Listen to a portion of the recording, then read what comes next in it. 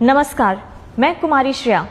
शिक्षा की बात हर शनिवार कार्यक्रम के इस नए अंक में आप सभी शिक्षा प्रेमियों का हार्दिक स्वागत है, सादर अभिनंदन है। पिछले अंक की तरह इस अंक में भी आप सभी शिक्षकों के द्वारा पूछे गए सवालों के जवाब के साथ हमारे बीच उपस्थित हैं शिक्षा विभाग के अपर मुख्य सचिव doctor S Siddharth sir. Sir, बहुत बहुत स्वागत है आपका शिक्षा की बात हर शनिवार के इस नए अंक में। सर, आज का जो सबसे पहला सवाल है वो ट्रांसफर के संबंध में है। कहते हैं ट्रांसफर के संबंध में कुछ अपडेट देना चाहेंगे। देखिए, जैसे कि आपको पहले मैंने पिछली बार भी बताया कि 1,30,000 टीचर्स का ट्रांसफ़र हम लोगों ने जिले सब आवंटन किए गए थे और साथ ही साथ उनका स्कूल आवंटन की प्रक्रिया सभी जिलों में शुरू हो गई है।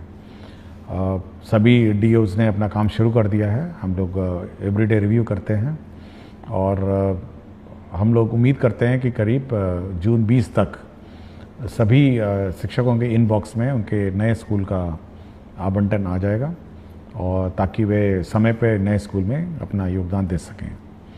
हम लोगों ने दो चीज़ ज़रूर कहा है।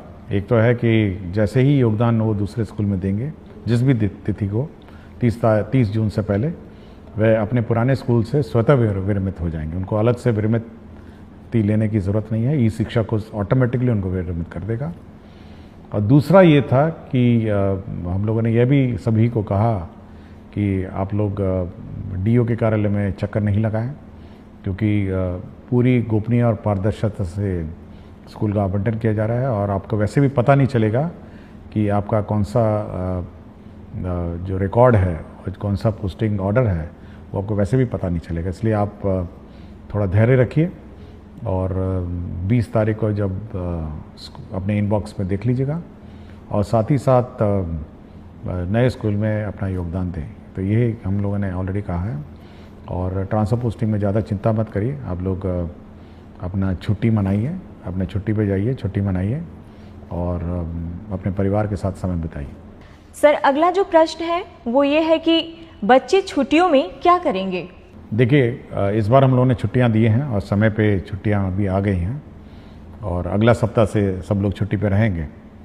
बच्चे दो चीज़ें कर सकते हैं, या तो अपने माता पिता के साथ विभिन्न स्थान घूम सकते हैं, और जो गांव में बैठे हैं, जो गांव में ही रह गए, उनके लिए हम लोग समर कैंप चला रहे हैं।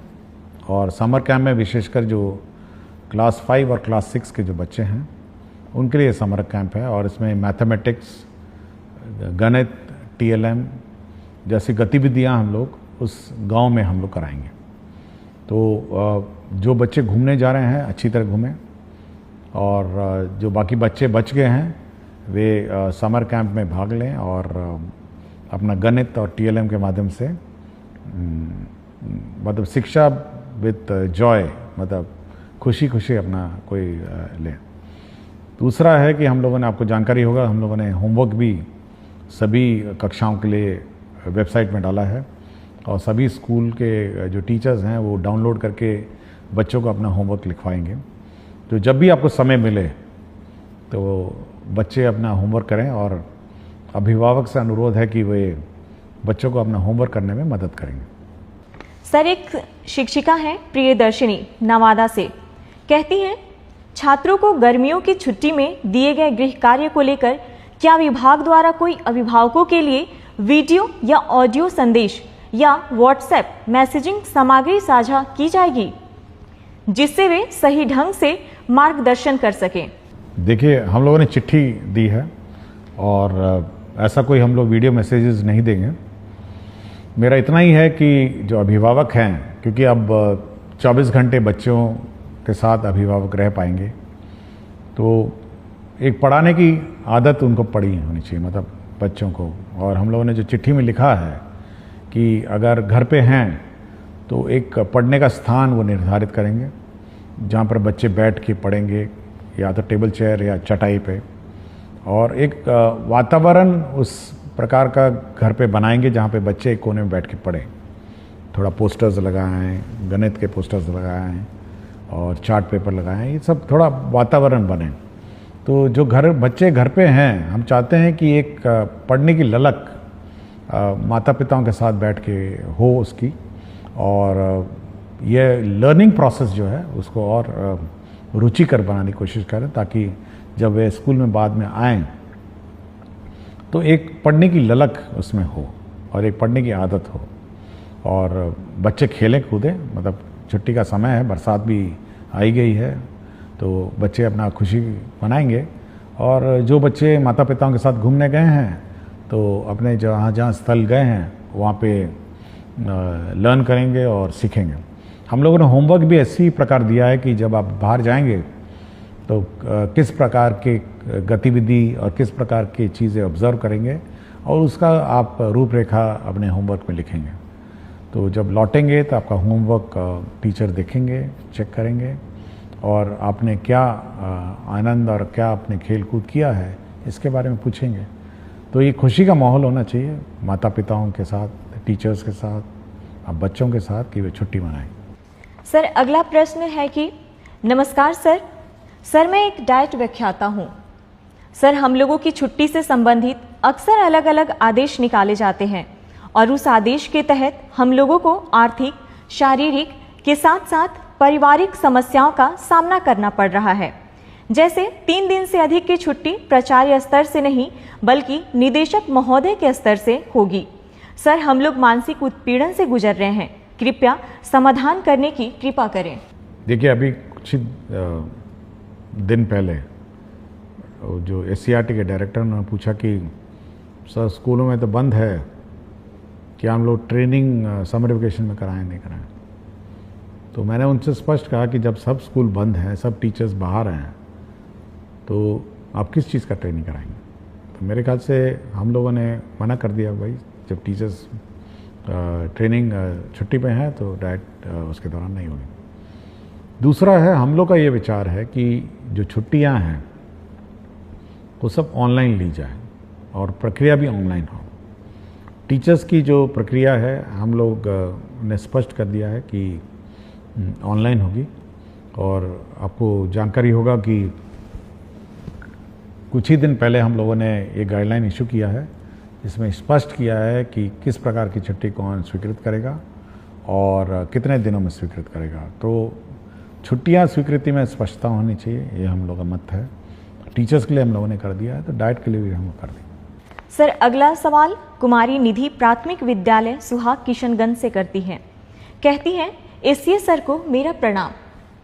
महोदय, मेरे विद्यालय में शून्य निवेश पर एक निपुण बाल मंच कोना बनाया गया है, जिसमें बच्चे अपने मन की करते हैं और अपने द्वारा लिखी हुई कविताएं, कहानियां, अपने द्वारा हस्त निर्मित वस्तुएं और जो भी उन्हें मन करता है वह वहां पर बनाकर प्रदर्शित करते हैं। क्या ऐसा निपुण बाल मंच कोना हर विद्यालय के लिए तैयार किया जा सकता है? महोदय, यह बच्चों के लिए काफी रोचक, उत्साहवर्धक और रचनात्मक रहेगा। धन्यवाद। देखिए, मैं इस निपुण बाल मंच को देखना चाहूँगा, क्योंकि अब तो छुट्टियां हैं, तो जब भी खुलेगी तो मैं ज़रूर इस निपुण बाल मंच को देखना चाहूँगा। और मेरा अपना मानना है कि जो बच्चे अपने स्वतंत्र और स्वच्छ भाव से जब कोई भी चीज़ की रचना करते हैं तो वह उत्कृष्ट होती है, और अपने जो भावनाओं का जो प्रकटीकरण है वो मतलब बिल्कुल स्वतंत्र रूप में जब करते हैं तो बिल्कुल उच्च कोटि का होता है। तो सभी स्कूलों को यह उम्मीद और कोशिश होनी चाहिए कि बच्चों की जो भावनाएं हैं, बच्चों का जो हुनर है, उसको प्रकट करने का मौका देना चाहिए। और मैं ज़रूर इस विद्यालय में इस मंच को देखना चाहूँगा जब भी मुझे समय मिलेगा। सर, अगला सवाल, मैं एक भुक्तभोगी डाइट व्याख्याता हूँ। सर, मुझे जानना है कि एक शिक्षक या व्याख्याता कितने घंटे तक बिना थके पूरी ऊर्जा के साथ पठन पाठन का कार्य निर्बाध रूप से जारी रख सकते हैं। सर, हम लोग सुबह 8 बजे से प्रशिक्षण शुरू करते हैं और 6:30 तक ये चलता रहता है। सर, विगत कुछ वर्षों से इस तरह का थकाऊ, उबाऊ और नीरस प्रशिक्षण देते देते हम लोग ऊर्जा विहीन हो चुके हैं। कृपया मार्गदर्शन देने की कृपया करें। देखिए, बड़ी चिंता का विषय है। मेरा अपना मत है कि जो भी टीचर है, जब तक वो एंजॉय नहीं करेगा अपना टीचिंग प्रोसेस को, तो कुछ नहीं डिलीवर करेगा, खड़ा रहेगा, रूटीन वे में कुछ पढ़ाएगा। तो हम लोग की कोशिश है कि फर्स्ट हाफ में रीडिंग राइटिंग और ये सब जो भारी भड़कम टीचिंग है वो होनी चाहिए, और सेकंड जो पार्ट है जो लंच के बाद है उसमें रोल प्लेज होना चाहिए कि टीचर को कैसे पढ़ाना है, स्टूडेंट्स को कैसे इंटरेक्ट करना है। तो हम एक बार फिर से इसको रीलुक करेंगे छुट्टियों में कि कैसे पाठ्यक्रम पढ़ाए जाए, क्योंकि हेवी पाठ्यक्रम पढ़ा के आप डिलीवर नहीं कर सकें। और हम लोग का उद्देश्य जो है बेसिकली डाइट का वो सब्जेक्ट पढ़ाना नहीं है। हम लोग का उद्देश्य यह है कि बच्चे कैसे पढ़ाया जाए, बच्चे अध्ययन कैसे करेंगे, और बच्चों का जो एक्टिविटी है वो कैसे हो, इस पर ज़्यादा ध्यान है। नॉट कि बैठ के फिजिक्स पढ़ाएं, केमिस्ट्री पढ़ाएं, ये हम लोग का काम नहीं है।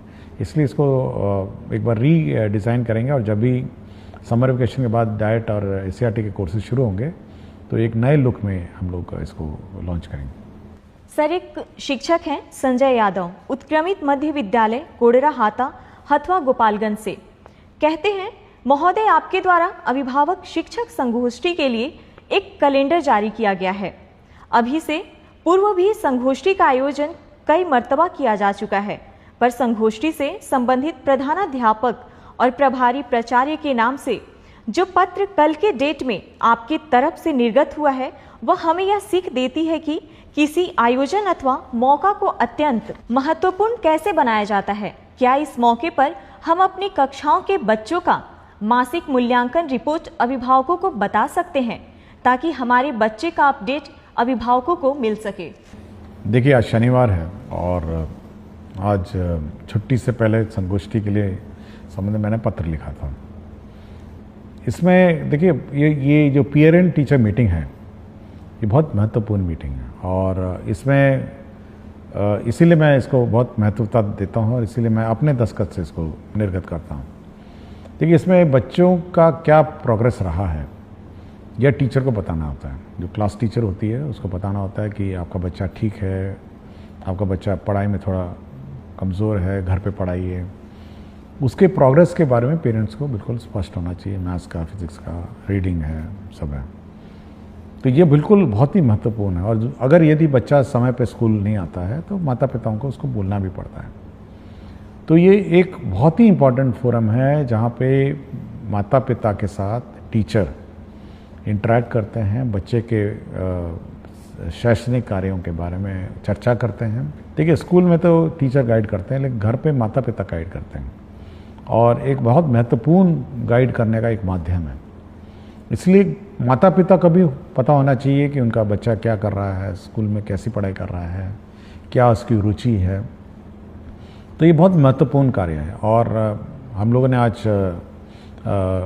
जो लास्ट पेरेंट टीचर मीटिंग है छुट्टी से पहले, वह इसीलिए किया कि बच्चों को पता होना चाहिए कि स्कूल ने उनको होमवर्क दिया। हो सकता है माता पिता को नहीं पता चले कि आज होमवर्क भी दिया है, या पेरेंट्स को क्या करना है, समर कैंप के बारे में वो जानकारी देंगे, और पेरेंट्स को क्या छुट्टियों में बच्चों के साथ करना है, इसके बारे में गाइड करने के लिए ही आज जो पेरेंट टीचर मीटिंग का आयोजन किया जा रहा है। तो वो इसी का महत्वपूर्ण एक अंश है। सर, अगला सवाल रवि शंकर दास, यूएमएस खरुधा प्रखंड, ठाकुरगंज, जिला किशनगंज से करते हैं। आदरणीय एससीए सर, हमारे विद्यालयों में प्रत्येक शनिवार को जिस प्रकार बैकलेस सैटरडे में विभिन्न प्रकार के एक्टिविटीज को शामिल किया गया है, उसमें योग को भी समाहित करने की कृपा की जाए, जिससे हमारे बच्चों को योग का लाभ प्राप्त हो सके। देखिए, बैकलेस सैटरडे में कुछ तो हम लोग फिक्स्ड आइटम्स हैं, कुछ तो हम लोगों ने ये जारी कर दिया है, और आप वेबसाइट में नया बैकलेस सैटरडे के गाइडलाइंस देख सकेंगे। इसके अलावा स्कूल पर ये हम लोगों ने छूट दी है कि योग करें या जो भी सिखाना चाहे, क्योंकि अगर हम लोग कंपलसरी कर देंगे, यह संभावना है कि वहाँ लोकल टीचर नहीं मिलेंगे। तो यह स्कूल पे छोड़ दिया गया है कि इसके अतिरिक्त जो करना चाहें और जो एक्टिविटी करना चाहें तो वो कर सकते हैं। और योग बहुत अच्छी बात है, और बहुत सारे स्कूल कराते भी हैं। तो बैकलेस सैटरडे में बिल्कुल फ्रीडम है, जो करिकुलम है उसके अतिरिक्त है। डिज़ास्टर पे बात होती है, संगीत के बारे में बात होती है, स्पोर्ट्स के बारे में बात होती है, और बच्चे को जो की चीज़ रुचि और जो क्यूरोसिटी है उसके बारे में बात होती है। इसलिए हम लोग बिल्कुल छूट दी हुई है। ये बिल्कुल टाइड अप सैटरडे नहीं है कि यही करना है और इसी पर काम करना। सर, एक शिक्षिका है बेबी कुमारी गोनवा पोवारी उच्च विद्यालय से, कहती हैं सर, क्या हर महीने होने वाली अभिभावक शिक्षक संगोष्ठी के लिए कोई एकीकृत रिपोर्टिंग प्रारूप या पोर्टल विभाग उपलब्ध कराएगा जिससे सभी विद्यालय एक समान रूप से रिपोर्ट भेज सके? देखिए, इतना रिपोर्ट अगर आने लग जाए तो हम लोग का तो विभाग बिल्कुल का सर चकरा जाएगा, और ज़्यादा रिपोर्ट हम लोग को चाहिए भी नहीं। हम लोग देखिए, हम लोग ये उम्मीद करते हैं कि अभिभावक और जो शिक्षकगण उस स्थानीय स्तर पर समस्याओं का समाधान करेंगे, स्थानीय स्तर पर अपना हल निकालेंगे। अब हर चीज़ हम रिपोर्ट लेके, हर चीज़ हम अगर इकट्ठा करने लगे तो उसका कोई हल हम नहीं निकाल पाएंगे। हाँ, फीडबैक अगर आपके पास है कोई संगोष्ठी के बारे में कि कैसे अच्छा करना है या उसमें सुधार करना है, तब तो बात सही है, लेकिन हर चीज़ का रिपोर्ट हम नहीं ले सकते ना। ये हम चाहते हैं कि पेरेंट और स्टूडेंट और टीचर आपस में स्थानीय स्तर पर विचार करें और मामले का समाधान निकालें। सर, एक शिक्षिका है अंकिता दरभंगा से, कहती हैं सर, कुछ स्कूलों में अभी भी कुछ बच्चों को अभ्यास पुस्तिकाएं नहीं मिली हैं। क्या इसके लिए एक तेज ट्रैक शिकायत निवारण प्रणाली बनाई जा सकती है जिससे हम संगोष्ठी से पहले यह सुनिश्चित कर सकें? देखिए, मैंने कहा था कि छुट्टियों से पहले सभी किताबें मिल जाएं, और अगर मिली नहीं तो मैं ऑब्वियसली संबंधित में कार्रवाई करूँगा। मैंने बहुत स्पष्ट कहा था, और ये कहा था कि बच्चे छुट्टियों से जाने से पहले किताब लेके जाएंगे और पढ़ेंगे। एक बार हम लोग रिव्यू करेंगे अभी, क्योंकि छुट्टियां हैं, कि किस किस को किताबें नहीं मिली और किस कारण से नहीं मिली। लेकिन ये यदि नहीं मिली है तो बड़ा चिंता का विषय है। मैं पहले भी बोल चुका हूँ, और पिछली बार भी मैंने कहा, एक बच्चे ने किताबों के बारे में चर्चा भी की थी। तो अगर नहीं मिली तो मैं इस पर एक बार समीक्षा करूँगा और देखेंगे, इसको कोई रिजॉल्व करने की कोशिश करूँगा। और अगर कोई इशू होगा तो हम लोग कोशिश करेंगे कि अब तो टीचर तो है नहीं, तो बच्चों को आइडेंटिफाई करना भी मुश्किल है, तो एटलीस्ट जो छूट गए हैं, जिस दिन स्कूल खुलेगा वहाँ पर उस किताबें रखी रहेंगी। सर, अगला सवाल है, सर, पीटीएम के लिए निर्गत पत्र अत्यंत शानदार है।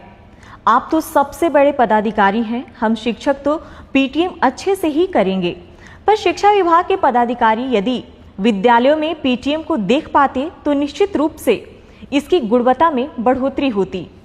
देखिए, पीटीएम के बारे में हम लोगों ने ज़रूर आंकड़े मांगे हैं कि कितने बच्चे आए थे, कितने माता पिता आए थे और क्या चर्चा हुई थी। तो एक गूगल शीट हम लोगों ने निदेशक के माध्यम से हम लोगों ने निर्गत किया है, तो उतना डेटा तो हम लोग को आ ही जाएगा कि कितने माता पिता पेटीएम आए थे और क्या हुआ था।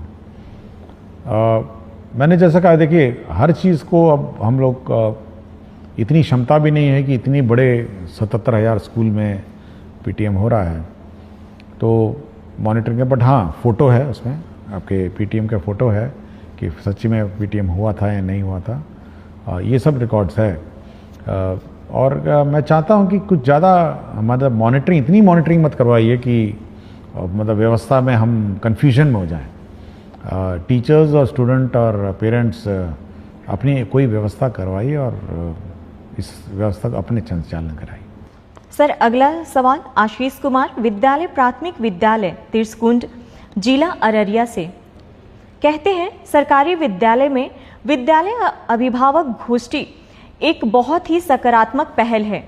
जिस प्रकार टीचर ऑफ द मंथ का पुरस्कार विभाग द्वारा दिया जाता है, विद्यालय भी हर गोष्ठी में एक बेस्ट परफॉर्मेंस देने वाले बच्चों के अभिभावक को सम्मानित करे और वर्ष के अंत में सभी गोष्ठी में सबसे अधिक सक्रिय अभिभावक को सम्मानित करे तो इस कार्यक्रम में और अधिक सक्रियता बढ़ सकती है।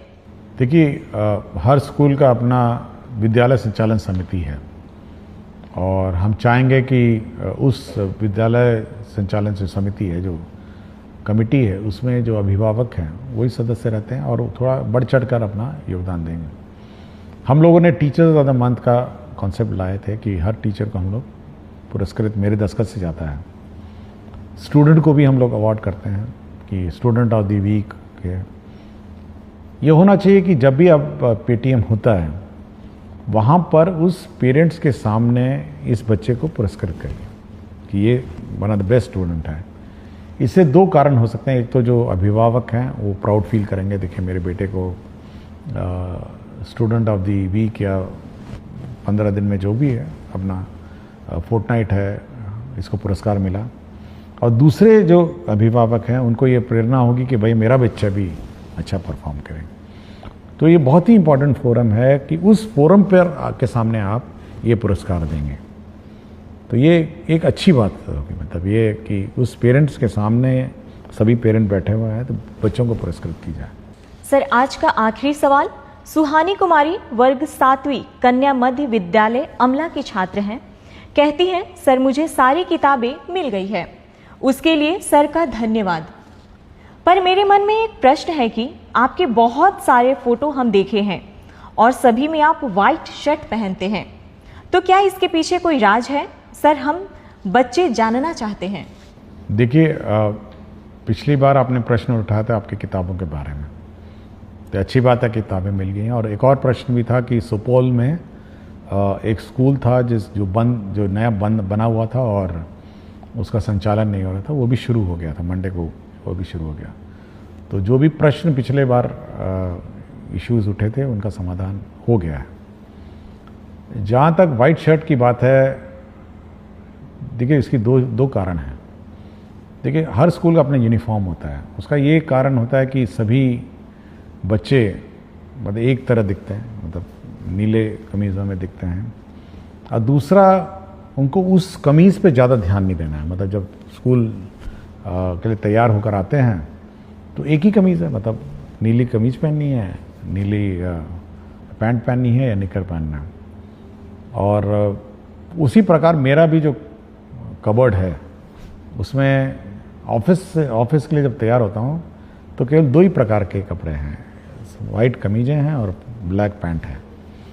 तो मुझे ध्यान और मुझे दिमाग नहीं लगाना पड़ता है कि आज सुबह ऑफिस में क्या पहन के जाऊंगा। उसी वाइट में से एक शर्ट उठाता हूँ, उसी ब्लैक पैंट में पैंट पहनता हूँ और मुझे अपने मन में और मस्तिष्क में तनाव नहीं रहता है। एक तो फॉर्मल है, मैं तो कोई रंगीन नहीं पहन सकता हूँ और मतलब जीन्स और टी शर्ट पहन के तो ऑफिस नहीं जा सकता। एक बहुत ही सभ्य और फॉर्मल ओकेजन है। और दूसरा ये है कि ज़्यादा दिमाग लगाने की आवश्यकता नहीं मुझे। ज़्यादा दिमाग अपने काम पे लगाइए, ज़्यादा दिमाग अपने मतलब जो आज दिन भर करना है उसके बारे में सोचिए कि आज दिन भर क्या करना है। तो ज़्यादा दिमाग मेरा उसी में लगता है। और जब मैं नहाता हूँ तब सोचता हूँ कि आज दिन भर का क्या काम है, उसको रिवाइज़ करता हूँ कि ऑफिस जाऊँगा तो ये करूँगा, फिर 11 बजे ये करूँगा, 12 बजे ये करूँगा, 12:30 इन लोगों को मैंने समय दिया है और 1 बजे 1:30 बजे मैं खाना खाने आऊँगा, फिर 3 बजे ये करूँगा। तो पूरा रिवाइज़ होता है, एक पूरा प्रक्रिया। जब मैं तैयार हो रहा था तो पूरा मेरा दिनचर्या बिल्कुल रिवाइज़ होता है, मेरे दिमाग में बैठा रहता है। मुझे कभी भी एंगेजमेंट पैड देखने की ज़रूरत नहीं है कि आज दिन भर मुझे क्या करना है। और पूरा कंठस्थ याद रहता है कि शाम 7 बजे 8 बजे आज किसी की शादी में जाना है, आज किसी के सालगिरह में जाना है, ये भी नपा तुला रहता है। तो इसलिए ये दिमाग बिल्कुल नहीं लगाना पड़ता मुझे। और कमीज और पैंट और शर्ट में मैं ज़्यादा दिमाग नहीं लगाता। वाइट शर्ट और ब्लैक पैंट यही दो है जो मैं ऑफिस पहन के जाता हूँ। इसके अतर मैं कोई रंग नहीं पहनता हूँ। इसलिए मैं बच्चों को भी कहता हूँ अपना यूनिफॉर्म पहनिए, सभी लोग यूनिफॉर्म पहनिए, सभी इज्जत से दिखेंगे और ज़्यादा माथापच्ची नहीं है। कभी कभी मैं देखता हूँ बच्चे यूनिफॉर्म नहीं पहनते, कोई रेड टी शर्ट पहना हुआ है, कोई वाइट टी शर्ट पहना हुआ है, तो एक तो भिन्नता हो जाती है ना स्कूल में, एक जैसे दिखते नहीं हैं, समानता नहीं है स्कूल में।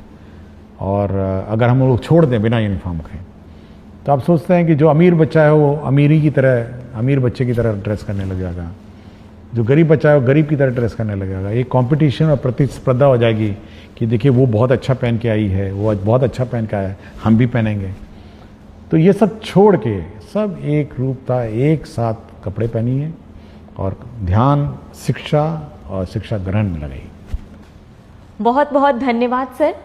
शिक्षा की बात हर शनिवार कार्यक्रम के अगले सप्ताह में आप सभी शिक्षकों और बच्चों के प्रश्नों के साथ फिर से मिलेंगे। धन्यवाद।